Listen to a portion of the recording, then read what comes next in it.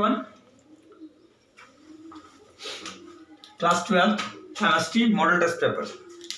पिछला वीडियो में हम लोग ने 10 देख रखा था 10 नंबर क्वेश्चंस तक सर। इस वीडियो के डिस्क्रिप्शन में मैं लिंक डाल दिया प्रीवियस वीडियो का, प्रीवियस वीडियो जाकर उस लिंक से देख लीजिएगा, ठीक है।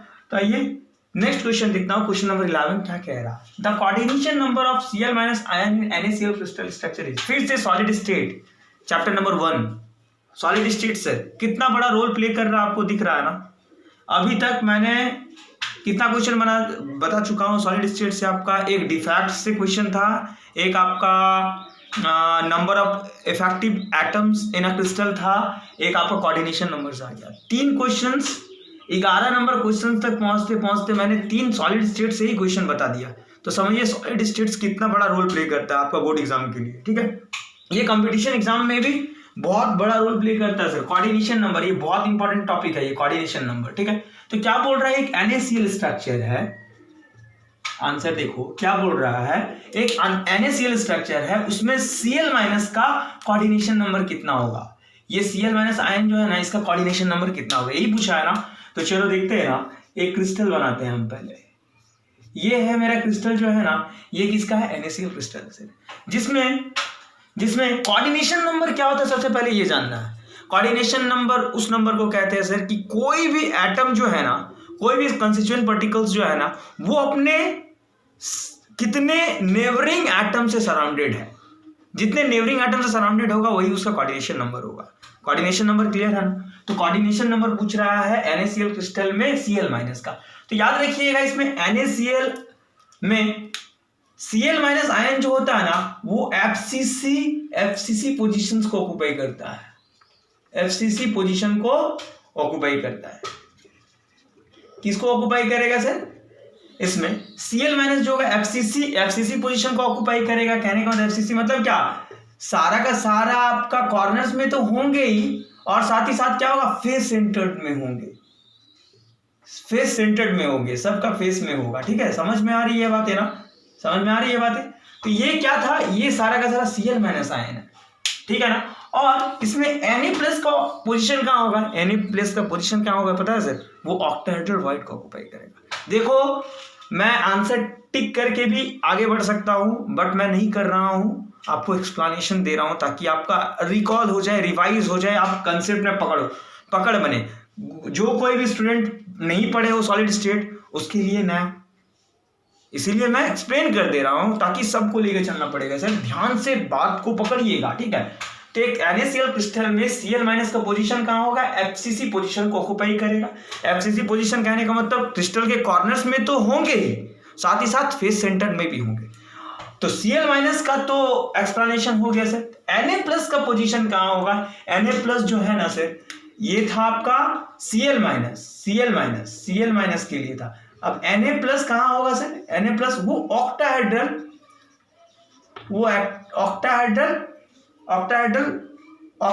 पोजीशन को ऑक्युपाई करेगा, ठीक है।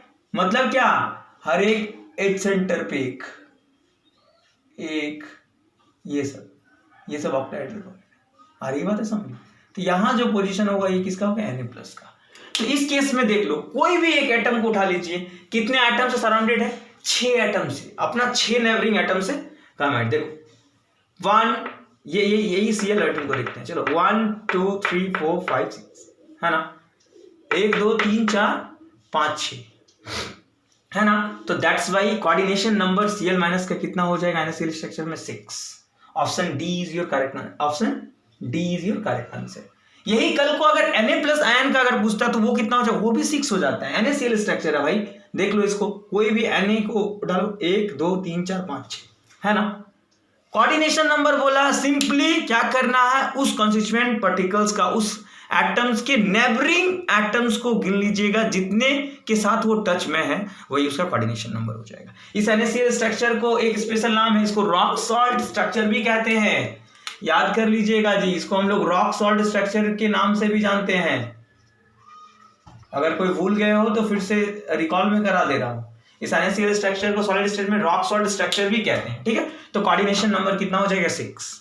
आ रही है बातें समझ में? ये तो एनायन का था Cl माइनस का, कल को अगर Na प्लस का पूछे तो उसका भी 6 ही होगा सर, कैसे मैं बता दिया, ठीक है। चलो नेक्स्ट क्वेश्चन क्या बोल रहा है, H2 plus Cl2 in presence of Hnu मतलब सनलाइट, ठीक है, will give you 2 times of HCl gas is, ये बोल रहा है ये जो एक रिएक्शन है ना सर, ये जो आपके पास एक रिएक्शन है ना, ये बोल रहा है ये रिएक्शन जो है ना कौन सा काइनेटिक्स को फॉलो कर रहा है, सेकेंड ऑर्डर रिएक्शन है, जीरो ऑर्डर रिएक्शन है, फर्स्ट ऑर्डर रिएक्शन है, या ना यही बोला है ना।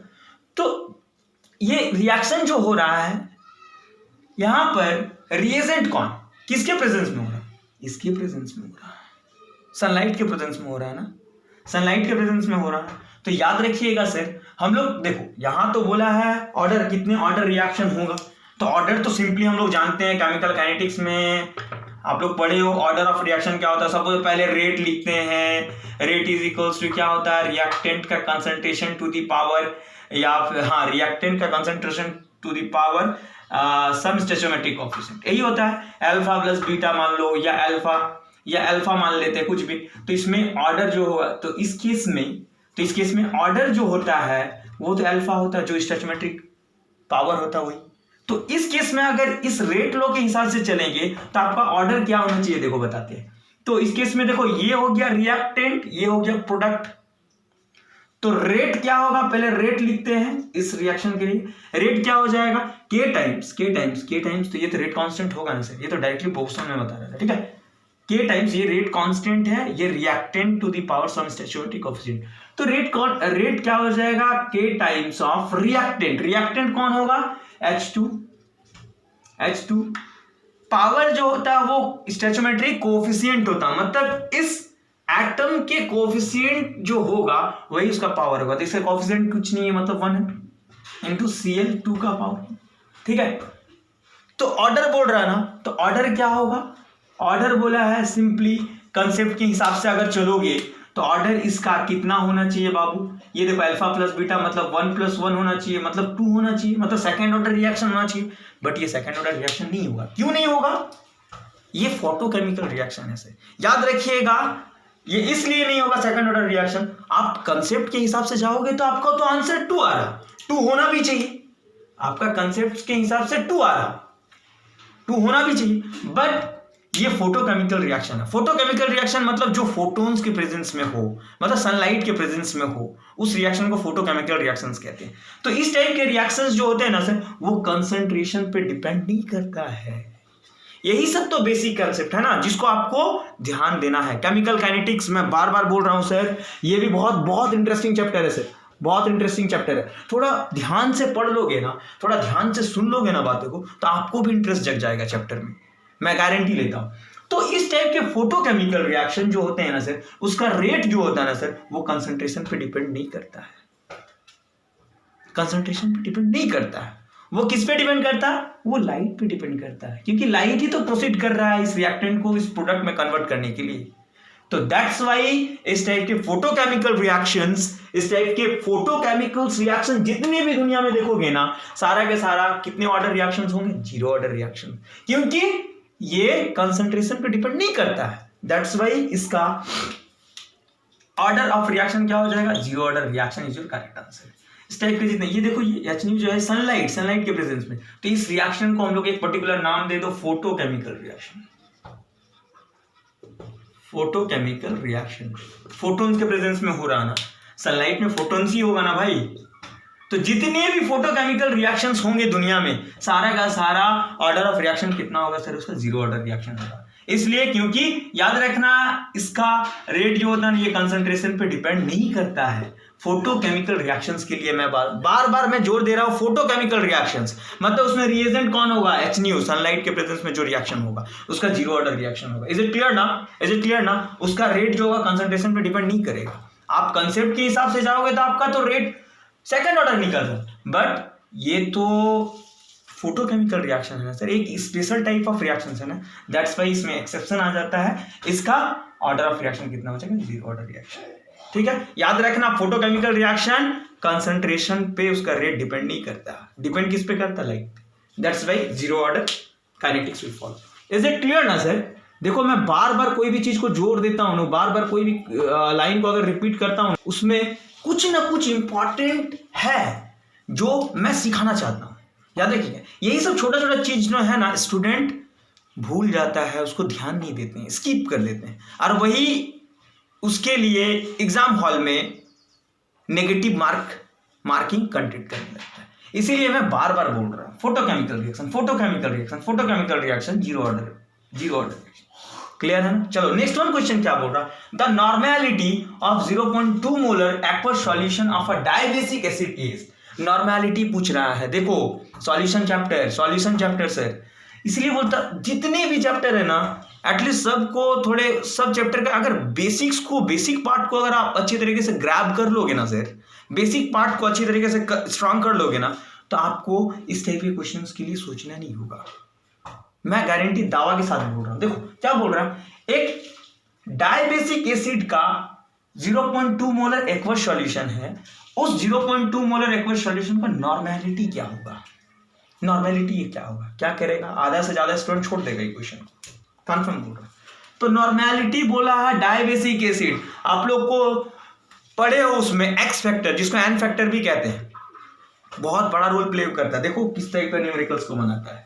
नॉर्मेलिटी पूछा है ना, इसका क्या दे दिया है सर, आपका मोलैरिटी दिया हुआ, मोलर सॉल्यूशन, ठीक है, नॉर्मेलिटी पूछा है, और ये डाइबेसिक एसिड बोल रहा है ना, तो इसमें एक्स फैक्टर 2 हो गया। डाइबेसिक एसिड जो अच्छी तरीके से पढ़े हो उसको पकड़ में आया, जो बाबू टाइम पास किए हो इंस्टीट्यूट में जाके उसका ऊपर जाएगा, मैं गारंटी कह रहा हूं। डाइबेसिक एसिड बोल रहे हैं एक्स फैक्टर 2, एक्स फैक्टर का हो एन फैक्टर का हो, बात वही होता है, 2 है। तो नॉर्मेलिटी का सिंपल एक फॉर्मूला होता है, normality is equals to molarity into n factor, n factor कह लो एक्स फैक्टर कह लो, बात बराबर है जी, ठीक है। तो मोलैरिटी कितना है इस एक्वस सॉल्यूशन का, 0.2 मोलर इंटू एन फैक्टर कितना है बाबू, 2। क्यों 2 है, क्योंकि डाइबेसिक एसिड बोल रहा है, dibasic acid so number of ions कितना टूटेगा, 2 में, दैट्स वाई डाइबेसिक एसिड। तो इसको मल्टीप्लाई कर दो, 0.2 normal solution is your answer. देखो कोई होगा option 0.4, option is your correct answer.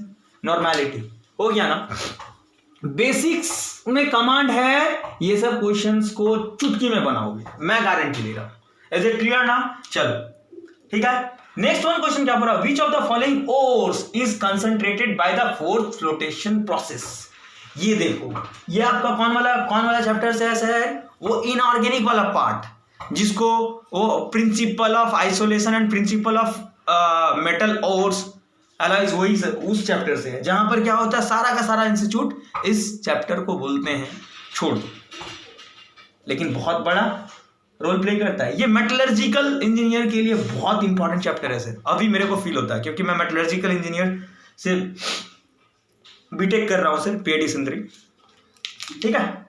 तो वीडियो को लास्ट तक जरूर देखना। देखो तो बहुत इंपॉर्टेंट क्वेश्चन ये बोल रहा है, फोर्थ फ्लोटेशन प्रोसेस में कौन सा ओर का कंसंट्रेशन जो होता है ना, वो इंपॉर्टेंट, कौन सा ओर होता है, तो ये कॉपर पायराइट होगा, कॉपर पायराइट CuFeS2। कैसे, मैं एक्सप्लेनेशन करता हूं। फोर्थ फ्लोटेशन प्रोसेस जो है ना, इसमें मेनली क्या है इसको समझते हैं। फोर्थ फ्लोटेशन मेथड जो है ना सर, ये वाला मेथड समझ लो, थोड़ा ध्यान से सुन लीजिएगा। ये मेथड, ये प्रोसेस जो होता है ना सर, ये प्रोसेस जो होता है ना सर, इसका हम लोग यूज करते सेलेक्टिवली, क्या, हाइड्रोफोबिक पार्ट को हाइड्रोफिलिक पार्ट से अलग करने के लिए करते हैं। कोई भी मटेरियल है उसमें हाइड्रोफोबिक पार्ट को हाइड्रोफिलिक पार्ट से सेपरेट करने के लिए हम लोग इस प्रोसेस को यूज करते हैं।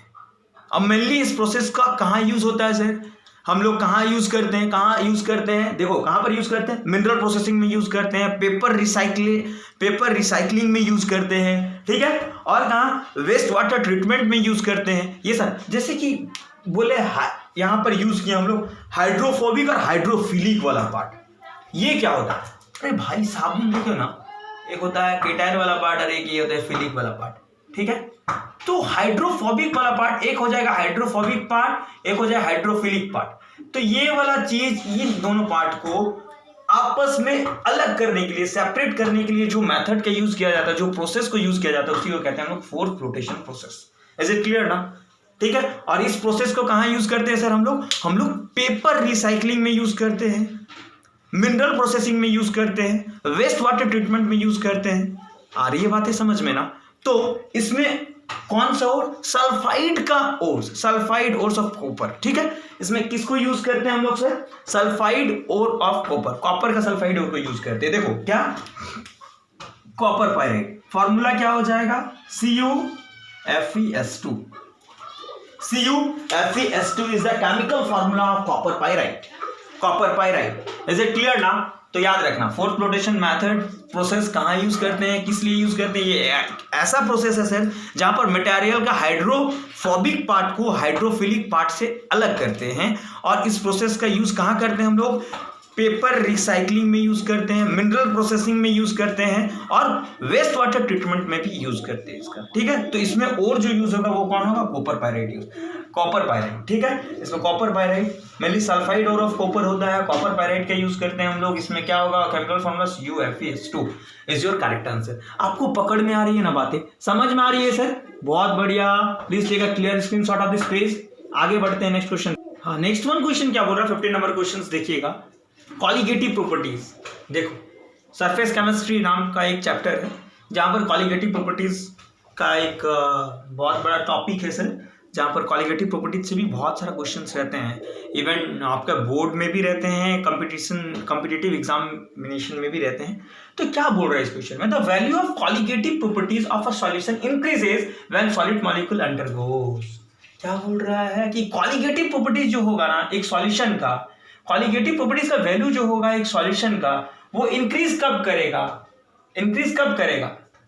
बोल रहा है जब सॉलिड मॉलिक्यूल्स जो है ना एसोसिएशन होगा, सॉलिड मॉलिक्यूल्स का डिसोसिएशन होगा, या एसोसिएशन प्लस डिसोसिएशन दोनों होगा, या इनमें से कुछ नहीं होगा। ये बोल रहा है इन चार ऑप्शन में से सॉलिड मॉलिक्यूल्स का क्या होगा ताकि उसका कॉलिगेटिव प्रॉपर्टीज उस सॉल्यूशन का बढ़े, इंक्रीज करे।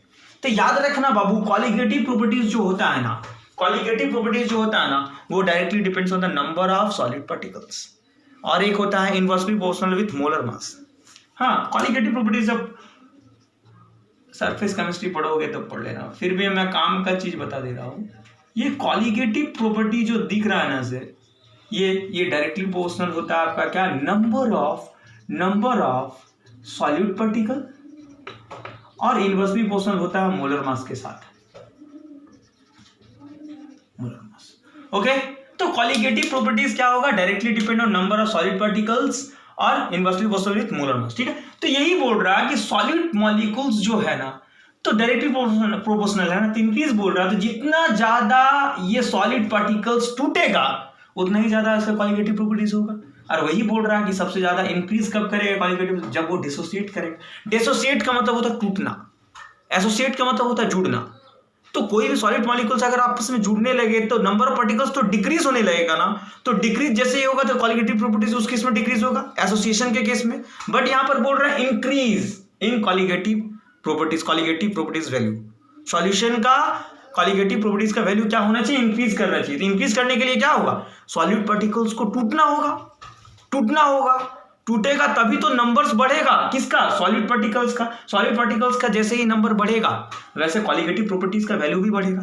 कहने का मतलब डिसोसिएशन होना होगा। तो सॉलिड पार्टिकल्स का क्या होगा सर? सॉलिड मॉलिक्यूल्स का क्या होगा? डिसोसिएशन होगा। देन कॉलिगेटिव प्रॉपर्टीज सॉल्यूशन का वैल्यू जो होगा वो इंक्रीज करेगा। क्लियर है ना? आ रही है बातें समझ में ना? देखो, एक ही क्वेश्चन में मैं कितना सारा चीज बता रहा हूं, इसीलिए मैं बोल रहा हूं कि वीडियो को लास्ट तक जरूर देखिएगा। मैं कुछ ना कुछ जरूर सिखाऊंगा सर। इवन रिवाइज इतना बढ़िया से करा दूंगा ना, आपको दोबारा पढ़ने की जरूरत नहीं है। ध्यान से मेरी सिर्फ बातें को समझ लेना, और मैं जो कंसेप्ट देना चाहता हूं उसको पकड़ लीजिएगा। ठीक, देखो फिर से नेक्स्ट वन क्वेश्चन क्या बोल रहा है? Number of particles in the, देखो फिर से सॉलिड स्टेट का क्वेश्चन। अभी तक मैंने 4 क्वेश्चन देख लिया, 4 क्वेश्चन। देखो सर, इसीलिए मैं बोल रहा कितना इंपॉर्टेंट चैप्टर है सॉलिड स्टेट। बहुत इजी चैप्टर भी है, इंटरेस्टिंग भी है, और मार्क्स कंटेनिंग भी है। इसीलिए बोलता हूं कि थोड़ा बढ़िया से पढ़ लोगे ना तो बहुत सारा क्वेश्चंस बन जाएगा सर। चलो देखते, number of particles in the unit cell of a simple cube is. देखा, बोल आप सिंपल क्यूबिक यूनिट सेल में नंबर ऑफ पार्टिकल्स कितना होगा? भाई 1 होगा जी, 1 होगा। ये सब तो एकदम मुंह में होना चाहिए एकदम। देखो, सिंपल क्यूबिक यूनिट सेल बोल रहा है ना, चल बना लेना, एक क्रिस्टल बना लेते हैं ना। ये क्रिस्टल बना देते हैं। सिंपल क्यूबिक यूनिट सेल बोल रहा है ना, तो इसमें क्या होता है, इसमें एटॉमिक अरेंजमेंट जो होगा ना सिर्फ क्रिस्टल के कॉर्नर्स में होंगे सिर्फ। और पता है मैंने बार बार प्रीवियस वीडियो में भी क्रिस्टल से रिलेटेड क्वेश्चंस बताया हूं, उसमें भी बहुत अच्छे तरीके से क्लियर किया हूं।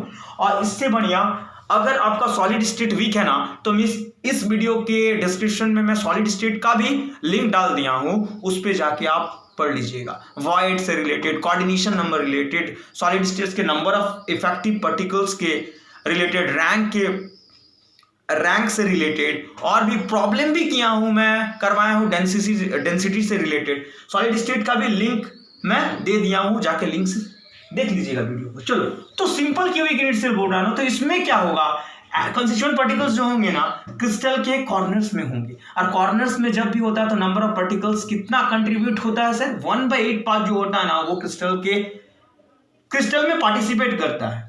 तो 1/8 पार्ट एक एटम का पार्टिसिपेट करेगा, तो इस टाइप के कंस्टिट्यूएंट पार्टिकल्स कितने हैं, 8 कॉर्नर है तो 8 है, 8 टाइम्स कैंसिल हुआ।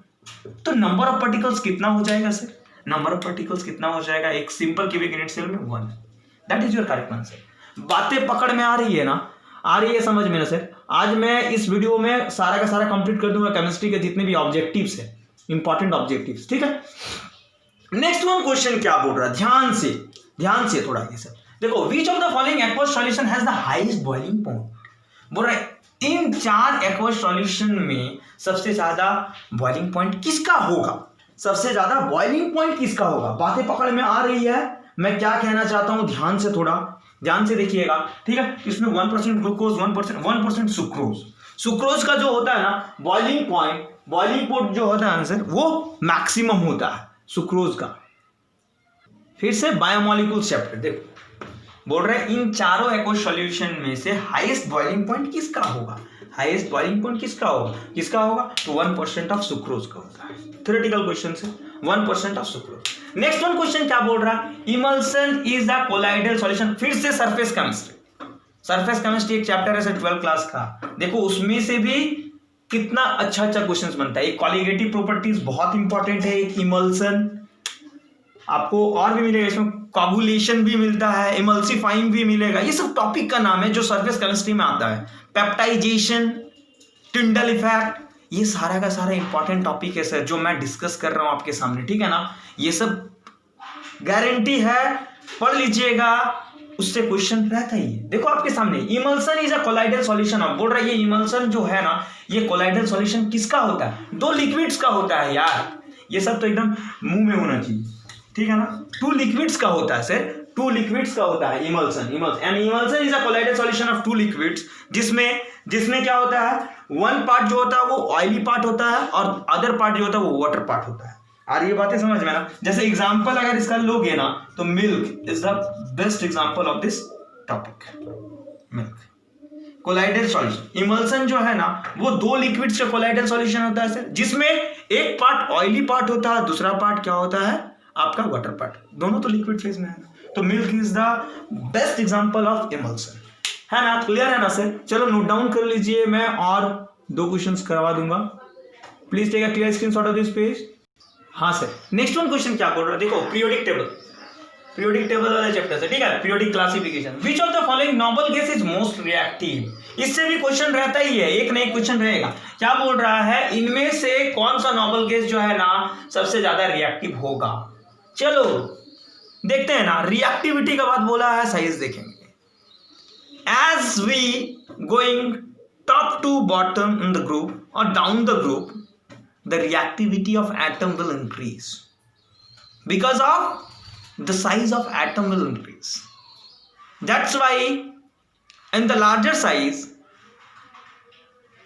the atomic nuclei and the outermost electron, the electrostatic force between these two term, which is first one is nucleus of atom and the outermost electron is less. That's why the reactivity tendency will increase as we moving from top to bottom in a group. Is it clear ना। तो सबसे बड़ा size इनमें से किसका होगा, helium, neon, argon, xenon का size बड़ा होगा ना सर चारों में से, दैट्स वाई इसका रिएक्टिविटी भी ज्यादा होगा, क्योंकि इसमें जो होगा ना इसका जो न्यूक्लियस और आउटरमोस्ट इलेक्ट्रॉन जो है ना, दोनों के बीच इलेक्ट्रोस्टैटिक फोर्स ऑफ अट्रैक्शन कम काम करेगा। क्यों कम काम करेगा? क्योंकि इसका साइज बड़ा है, तो इसका फोर्स ऑफ अट्रैक्शन जो है ना इन सारे नोबल गैस के कंपेयर में वीक होगा। दैट्स वाई ये बहुत जल्दी रिएक्ट करेगा। ऐसे तो नोबल गैस है सर, तो नोबल गैस तो उतना ज्यादा रिएक्टिव नहीं होता है, क्योंकि इसका कंप्लीट ऑक्टेट होता है ना, कंप्लीट ऑक्टेट होता है, दैट्स वाई ये तो रिएक्टिव नहीं होता है। बट इसमें बोल रहा है कि अगर नोबल गैस के ही कंपेयर में अगर रिएक्टिव भी हो तो वो सबसे ज्यादा नेचर किसका होगा? Reactive nature. तो याद रखना, जिसका साइज बड़ा उसका रिएक्टिविटी टेंडेंसी भी ज्यादा। तो जेनॉन का लार्जर साइज है, दैट्स वाई इसका रिएक्टिविटी भी ज्यादा होगा इस सीरीज में। बातें पकड़ में आ रही है ना सर, है ना, समझ में आया ना? तो option C is your correct answer. समझ में आ रही है ना सर? बहुत बढ़िया। Please take a clear screenshot of this page. Next one question sir, देखो which of the following forms coloured salt. देखो डी ब्लॉक एलिमेंट से क्वेश्चन भी है, देखो इससे भी क्वेश्चंस रहते हैं sir. Which of the following forms coloured salt, इसमें से बोल रहे हैं इन चारों में से कौन सा एलिमेंट जो है ना कलर्ड सॉल्ट फॉर्मेशन करेगा। तो याद रखना, कलरिंग इफेक्ट वही शो करेगा जिसका डी सबसेल में अनपेयर्ड इलेक्ट्रॉन हो, वही तो कलरिंग इफेक्ट शो करेगा ना। सब पढ़ाया हुआ है डी ब्लॉक एलिमेंट्स में, ठीक है ना सर? तो याद रखना, ट्रांजिशन एलिमेंट जो है ना, जो ट्रांजिशन एलिमेंट किसको बोलते हैं? डी ब्लॉक एलिमेंट्स को ही ट्रांजिशन एलिमेंट्स बोलते हैं। डी ब्लॉक एलिमेंट्स किसको कहते हैं? That type of element which have the last electron entering in d subcell is known as d block elements।